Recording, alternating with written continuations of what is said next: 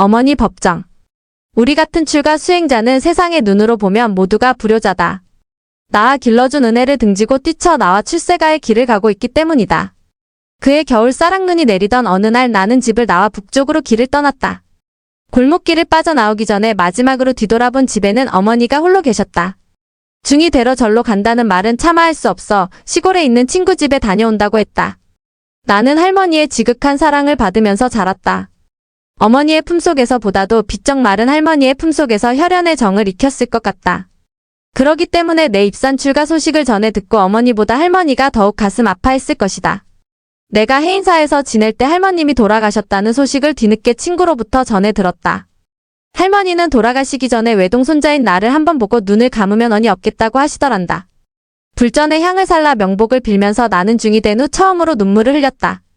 내가 어린 시절을 구김살 없이 자랄 수 있었던 것은 할머니의 지극한 사랑 덕이다. 내게 문학적인 소양이 있다면 할머니의 800에 위해서 소금 장수를 비롯한 옛날 이야기를 많이 들으면서 자란 덕인 것이다. 맨날 똑같은 이야기지만 실컷 듣고 나서도 하나 더 해달라고 조르면 미천이 다 됐음인지 긴 이야기 해주랴 짧은 이야기 해주랴고 물었다. 긴 이야기라고 하면 긴긴 간짓대로 끝을 냈다. 간짓대란 바지랑대의 호남 사투리다. 그러면 짧은 이야기하고 더 졸라대면 짧은 담뱃대로 막을 내렸다. 독자인 나는 할머니를 너무 좋아해 어린 시절 할머니가 가시는 곳이면 어디든지 강아지처럼 졸졸 따라 나섰다. 그리고 할머니를 위해서라면 무슨 일이든지 선뜻 나서서 기꺼이 해드렸다. 일제 마렵 담배가 아주 귀할 때 초등학생인 나는 혼자서 10리도 넘는 시골길을 걸어가 담배를 구해다 드린 일도 있다. 내가 8살에 초등학교에 입학할 때 할머니를 따라 옷가가에 옷을 사러 갔는데 그 가게에서는 덤으로 경품을 뽑도록 했다. 내 생애에서 처음으로 뽑은 경품은 원고지 한 묶음이었다. 운이 좋으면 사발시계도 탈 수 있었는데 한 묶음의 종이를 들고 아쉬워했었다. 지금 돌이켜보면 원고지 칸을 메꾸는 일에 일찍이 인연이 있었던 모양이다. 할머니의 성은 김해 김씨이고 이름은 금옥, 고향은 부산 초량. 부산에 처음 가서 초량을 지나갈 때 그곳이 아주 정답게 여겨졌다. 지금 내 기억의 창고에 들어있는 어머니에 대한 소재는 할머니에 비하면 너무 빈약하다. 어머니에 대해서는 나를 낳아 길러주신 우리 어머니는 내가 그리는 어머니의 상, 즉 모성이 수호천사처럼 늘 나를 받쳐주고 있다. 한 사람의 어진 어머니는 100사람의 교사에 견줄만 하다는데 지당한 말씀이다. 한 인간이 형성되기까지에는 그 그늘에 어머니의 사랑과 희생이 따라야 한다. 맹자의 어머니가 자식의 교육을 위해 집을 3번이나 옮겨 다녔다는 고사도 어머니의 슬기로움을 말해주고 있다. 나는 절에 들어와 살면서 2번 어머니를 뵈러 갔다. 내가 집을 떠나 산으로 들어온 후 어머니는 사촌 동생이 모시었다. 무슨 인연인지 이 동생은 어려서부터 자기 어머니보다 우리 어머니를 더 따랐다. 모교인 대학에 강연이 있어 내려간 김에 어머니를 찾았다. 대학에 재직 중인 내 친구의 부인이 새로 이사간 집으로 나를 데리고 갔었다. 불쑥 나타난 아들을 보고 어머니는 무척 반가워하셨다. 점심을 먹고 떠나오는데 골목 밖까지 따라 나오며 내 손에 꼬깃꼬깃 접어진 돈을 쥐어주었다. 제멋대로 큰 아들이지만 용돈을 주고 싶은 모정에서였으리라. 나는 그 돈을 함부로 쓸 수가 없어 오랫동안 간직하다가 절에 불사해 어머니의 이름으로 시주를 했다. 2번째는 어머니가 많이 편찮으시다는 소식을 듣고 서울로 가는 길에 대전에 들러 만나 뵈었다. 동생의 직장이 대전으로 옮겼기 때문이다. 그때는 많이 쇠약해 있었다. 나를 보시더니 전에 없이 눈물을 지으셨다. 이때가 이승에서 모자간의 마지막 상봉이었다. 어머니가 아무 예고도 없이 내 거처로 불쑥 찾아오신 것은 단 한 번뿐이었다. 공주에서 사실 때인데 고문의 딸을 앞세우고 불이람까지 올라오신 것이다. 내 손으로 밥을 짓고 국을 끓여 점심상을 차려드렸다. 혼자 사는 아들의 음식 솜씨를 대견스럽게 여기셨다. 그날로 산을 내려가셨는데 마침 비가 내린 뒤라 개울물이 불어 노인이 징검다리를 건너기가 위태로웠다. 나는 바지가랑이를 걷어 올리고 어머니를 등에 업고 개울을 건넜다. 등에 업힌 어머니가 바짝 마른 솔잎단처럼 너무나 가벼워 마음이 몹시 아팠었다. 그 가벼움이 어머니의 실체를 두고두고 생각해 했다. 어느 해 겨울 어머니가 돌아가셨다는 소식을 듣는 순간 이제는 내 생명의 뿌리가 꺾였구나 하는 생각이 문득 들었다.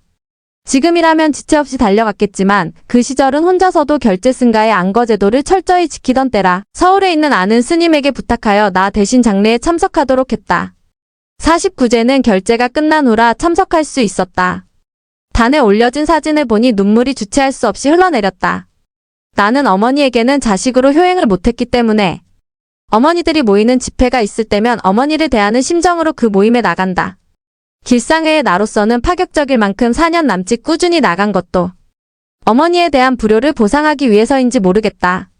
나는 이 나이 처지인데도 인자하고 슬기로운 모성 앞에서는 반쯤 기대고 싶은 그런 생각이 들 때가 있다. 어머니는 우리 생명의 언덕이고 뿌리이기 때문에 기대고 싶은 것인가. 9분 허리 문성경 -제1회 아주경제보훈 신춘문예 당선자. 엄마에게 전화가 왔다. 돌아가신 외할아버지의 참전 흔적을 확인하고 싶다며 좀 알아봐 달라는 내용이었다. 최근에 외할아버지에 대해 나와 많은 얘기를 한 후였다. 주로 할아버지의 허리에 관해서였다. 6.25 전쟁 당시에 엄마는 어려서 할아버지의 참전 내용을 정확히 몰랐다. 이제야 마주할 마음이 생겼는지 할아버지의 참전 기록을 찾아달라고 한다. 병무청에서는 할아버지의 주민번호가 없어 군번 조회가 어렵다고 했다. 병무청과 육군본부에 문의 전화를 하느라 몇 주를 헤맸다. 군번 조회를 재신청한 지 3주째 거의 포기하고 있을 때에 병적 증명서를 찾아가라는 문자가 왔다. 기억 속의 할아버지는 처음부터 9분 허리였고 항상 같은 기침을 했다.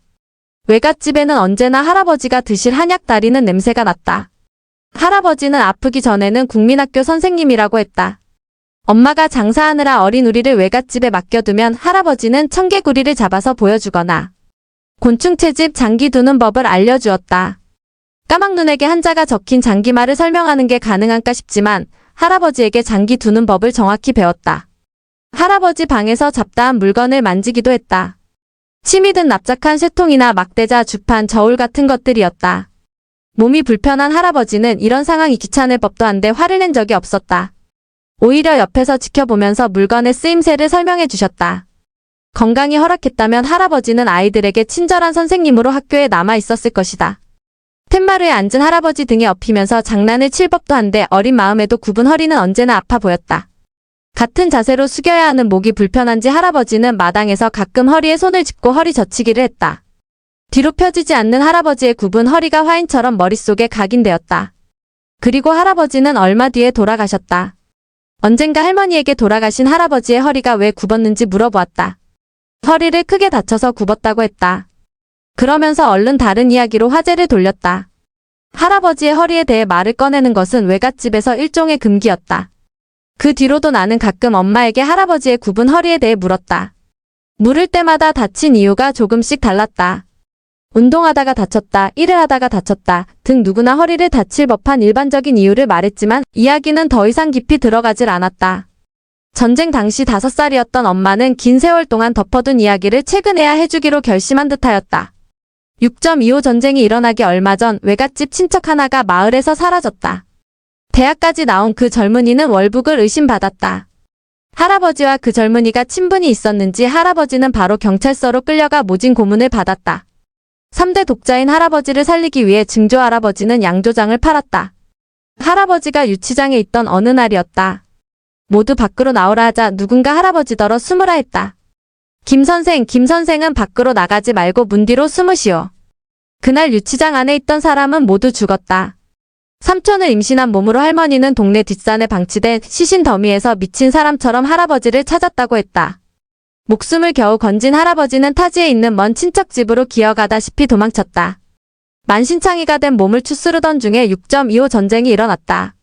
할아버지는 징병 대상도 아니었지만 성치 않은 몸으로 50년 가을에 자원 입대를 하였다. 집안에 월북자가 있는 걸 의심받는 상황이었으니 가족을 지키기 위해 그리고 빨갱이가 아님을 나라에 증명하기 위해 내린 선택이었다. 전쟁 막바지에 할아버지는 의병 제대를 하고 장기간 요양에 들어갔다. 요양을 하다가 도중에 학교로 다시 돌아갔지만 건강 문제로 오래지 않아 결국 퇴직했다. 요양 시간이 길어질수록 할아버지의 허리가 굽었다. 그리고 굽은 허리는 펴지지를 않았다. 할아버지는 누구에게도 자신의 신세나 지난 시간에 대해서도 말을 아꼈던 모양이다.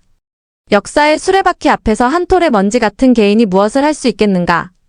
시간이 아무리 흘러도 아물지 않는 상처. 굽은 허리는 할아버지의 상처이자 집안의 상처였다. 내가 초등학교를 다닐 무렵 할아버지는 병상에서 얼마 못 버티고 돌아가셨다. 외갓집 식구들은 이번에야말로 진짜 기둥이 무너졌다는 듯이 모든 걸 잃었다는 듯이 격하게 울었다. 병역 증명서를 찾으러 가는 길은 마치 과거로 걸어가는 느낌이었다. 툇마루에서 신문을 보는 할아버지의 굽은 허리와 그걸 불안하게 보던 시간으로 되돌아갔다. 재앙을 피하는 방법이 개인의 희생이었다면 할아버지는 죽음을 기꺼이 맞을 각오가 되었던 것이다. 그리고 그 희생 덕에 지금 내가 과거로 걸어가고 있다. 병역 증명서를 재신청하고 결과를 기다리는 3주 동안 꿈의 외갓집의 마당이 보였다. 흑갈색의 나무 대문을 열면 단단하게 다져진 흙길 좌우로 사루비아, 붕꽃, 맨드라미가 활짝 피어 있었다. 대청마루까지 걸어가면 첫 번째 방에 할아버지가 있으리란 걸 알지만 나는 매번 흙길에 멈춰 쪼그리고 앉아 바람에 흔들리는 꽃들을 보고 있었다. 새벽 이슬을 머금은 꽃들은 촉촉이 젖어 빛깔은 선명했고 바닥에서 올라오는 흙냄새는 뭐라 말하기 어려울 정도로 따스했다. 어느 날은 바람결에 할아버지 기침소리가 들리는 것 같기도 했다. 엄마에게 군번과 병적 기록을 사진 찍어서 보냈다. 엄마는 할아버지의 군번을 외삼촌에게 알려주었다. 삼촌은 한 장의 옛날 사진을 내게 보내주었다. 고등학생 정도로 되어 보이는 학생들로 머리는 짧았고 키도 엇비슷했다. 등 번호가 적힌 줄무늬 상의에 흰 반바지를 입은 열댓 명의 학생이 뒤엉켜 축구를 하고 있었다. 움직이는 상태에서 찍은 흑백 사진이었지만 허리를 곧게 펴고 상대에게 달려가는 할아버지를 단번에 찾을 수 있었다. 이상한 일이었다. 한 번도 허리를 편 할아버지를, 젊을 때의 할아버지를, 그리고 달리는 할아버지를 본 적이 없는데도 금방 찾을 수 있었다. 할아버지의 뒷모습을 눈으로 쫓는 동안 주위에서 흙냄새가 나는 듯 했다. 택배 이재원 -2025년 흑구문학상 대상. 내년에 해외 자전거 여행 계획을 세워놓고 가슴 설레던 중 자금 마련을 위해 아르바이트를 시작해야겠다는 생각이 들었다. 괴산 노인 일자리 센터를 통해 집에서 가까운 택배회사를 소개받았다. 아침 7시에 시작해서 11시에 끝난다는 조건이 너무 좋았다. 택배관리센터로 가면 밤새 물건을 싣고 달려온 기사와 육중한 화물차가 어둠을 끌어안고 고나게 잠을 자고 있다. 작은 택배차들이 새벽을 깨어가며 불만난 불나방처럼 커다란 택배 트럭 근처로 모여든다. 물건 하차 준비가 끝나면 2명이 커다란 택배차 안으로 올라가 컨베이어 벨트로 물건을 내리고 작은 택배차 주인들은 자기 짐을 선별해 싣는다. 내가 제일 먼저 하는 일은 컨베이어 벨트가 차 짐칸 내부로 들어갈 수 있도록 차 안에 실린 물건 일부를 헐어내는 일이다. 손을 넣을 공간이 없어 어느 곳부터 시작해야 하는지 난감하다. 모든 일이 시작하기가 어려운 것과 비슷하다. 일단 컨베이어 벨트가 들어갈 공간이 생기면 2명이 차에 올라 택배 상자를 컨베이어 벨트 위에 내려놓기 시작한다. 택배 상자를 컨베이어 벨트 위에 그냥 올려놓는 것이 아니라서 더 힘들다. 다음 사람이 물건 위에 붙어있는 송품장을 쉽게 스캔할 수 있도록 택배 상자에 붙어있는 송품장이 윗면으로 오게 한 다음 글자가 가로로 보이도록 해야 한다. 그러기 위해서는 물건을 들고 좌우로 이리저리 돌려보며 송품장을 찾아야 한다. 제일 힘든 것은 송품장이 커다란 무거운 택배 상자 아래 붙어있는 경우다. 송품장을 찾기 위해 사방을 둘러본 후 없으면 송품장이 상자 밑바닥에 붙어있다는 것을 알아채고 택배 상자를 거꾸로 엎어놓아야 한다. 손목이 견디어 내기 어렵다고 소리치면 나도 모르게 물건을 실은 사람에게 육두문자를 보내게 된다. 내 키보다 더 높아 손이 닿지 않는 물건도 골치가 아프다. 펄쩍 뛰어도 손이 닿지 않으면 그 아랫부분의 물건을 먼저 꺼내 위에 있는 물건을 낮춘 다음에 내려야 한다. 어느 때는 물건들이 내게로 와르르 쏟아져 머리에 부딪히게 되면 부딪힌 부분이 얼얼하다. 운 좋은 날에는 차 한 대분으로 하루 작업이 끝나지만 4대분의 물건을 처리해야 하는 날도 있다. 게다가 다음 작업할 화물차가 늦게 오면 내 차에 올라 히터를 틀고 땀에 젖은 속옷을 갈아입고 차가워진 손과 발을 녹이며 화물차를 기다려야 한다. 이런 날은 11시가 훨씬 넘어서까지 일해야 한다. 택배 알바를 하면서 아침 운동 방법도 바뀌었다. 아침마다 하던 요가와 스트레칭을 마치고 나면 택배 하차 일을 위해 아령으로 팔과 손목 근육을 키우고 손목을 돌려가며 근육을 유연하게 풀어주는 운동을 더한다. 시간이 날 때마다 손목을 돌리고 주무르기도 하면서 미안하다고 보듬으며 위로해준다. 제일 무거운 짐은 농산물인데 그 중에서도 소금에 절인 배추가 가장 무겁다. 손으로 잡을 수 있도록 상자 중간에 손가락이 들어갈 구멍을 내놓지 않아서 더 힘들다. 절인 배추 상자가 나오면 나도 모르게 팔에 힘이 불끈 들어간다. 김장철인 초겨울이 아니라 다행이라는 생각이 든다. 왜 절인 배추가 이렇게 무거운 것일까? 여름 내내 양산도 쓰지 못한 배추가 감내한 뜨거운 햇볕. 무게에 거무스레하던 소금이 따가운 햇볕에 질려 하얗게 변한 공포의 무게가 아닐까? 여기에 농부와 염전 노동자의 땀방울까지 더해졌으니 어찌 가벼울 수 있겠는가? 아무리 무거워도 김치를 먹는 사람의 마음은 가벼웠으면 좋겠다. 다가올 설 명절 전에 쏟아져 나올 많은 택배 상자에 대해 걱정이 섞인 기대감도 가져본다. 나이 들어가면서 내 체력을 시험해보고 싶다. 무겁고 힘든 짐일수록 가슴 가까이 끌어안아야 한다. 옷처럼 가벼운 짐은 한 손으로 잡아서 쉽게 던질 수도 있다. 내가 살아온 방식을 생각해본다. 이와 정반대로 살았던 것 같다. 교사로 있으면서 착하고 공부 잘해 그대로 내버려 두어도 스스로 앞가림을 할 수 있는 아이들은 끌어안고 공부도 못하고 말썽만 피우며 자기 앞가림하기 어려운 아이들은 한 손으로 가벼운 물건을 다루듯 건성건성했던 기억에 얼굴이 화끈해진다. 교사가 되기 전에 택배 일을 해보았더라면 얼마나 좋았을까 하는 생각이 들었다. 이젠 돌이킬 수 없는 시간이라서 더 안타깝다. 출발지에서 물건을 싣는 사람들도 생각났다. 물건을 실을 때는 물건을 들어 올려야 하니 내리는 것보다 훨씬 어려울 것이다. 자신의 키보다 훨씬 높아 손이 닿지도 않는 곳까지 어떻게 물건을 올리나 궁금했다. 불현듯 나도 물건 싣는 일도 한번 해보고 싶어졌다. 그들은 그토록 어려운 일의 대가로 얼마나 받을까? 너무 힘든 일이라 네팔이나 베트남에서 온 노동자의 노고가 들어있는 것은 아닐까? 화물차의 덮개가 열리면 그 차가 어떻게 왔나가 보인다. 빠르고 급하게 온 차에 실린 물건들은 제자리를 차지하지 못하고 전체가 앞으로 쏠려 있다. 이럴 때도 어느 곳부터 손을 대야 할지 난감하다. 서로 뒤섞여 의지하고 있어 건드리기만 해도 물건들이 와르르 무너지기 때문이다. 다름질치듯 살아온 내 인생도 조물주가 보기에 저렇게 앞으로 쏠려 있으리라는 생각에 웃음이 나왔다. 택배 상자 위에는 보낸 이와 받는 이를 비롯한 모든 이력이 빼곡히 적힌 바코드를 들여다본다. 물건이 크고 작건 싸고 비싸고 간에 모두 일회용 딱지 한 장이 붙어 있다. 물건이 주인에게 도착되면 필요가 없어져 휴지통으로 들어가야 하는 전혀 쓸데없는 것들이다. 우리도 그렇지 않을까? 지위가 낮건 높건 가난하건 부자이건 간에 조물주에게 도착하면 소용이 없어져 떼어져 버릴 일회용 딱지들이 아닐까? 바코드에는 출생지와 경유지, 그리고 종착지가 숫자와 긴 막대로 되어 자신의 신분을 감추고 있다. 오직 스캐너만이 그 비밀을 읽어낼 수 있다. 우리도 누가 어디서 어떤 삶을 살았는지 아무도 모르지만 그 살아온 것들을 끝끝내 감출 수는 없으리라. 스캐너를 만나면 택배의 모든 것들이 드러나듯 우리도 종착역에서 조물주를 만나면 모든 것이 숨김없이 드러날 것이다. 앞으로라도 조심조심 삶의 발걸음을 떼어야겠다. 일을 다 마치고 나면 불이 나게 집으로 돌아와야 한다. 땀이 식으면 감기 걸리기 쉽기 때문이다. 뜨거운 물로 샤워를 하면 행복감이 스멀거리며 밀려오면서 몸의 피로도 말끔하게 가셔진다. 육체 노동은 전체 삶에 탄력을 붙게 해주어 좋다. 홀로 지내기에 춥기는 하지만 행복한 겨울이다. 다음 겨울에는 어떤 일이 나를 행복하게 해주려나 기대해본다.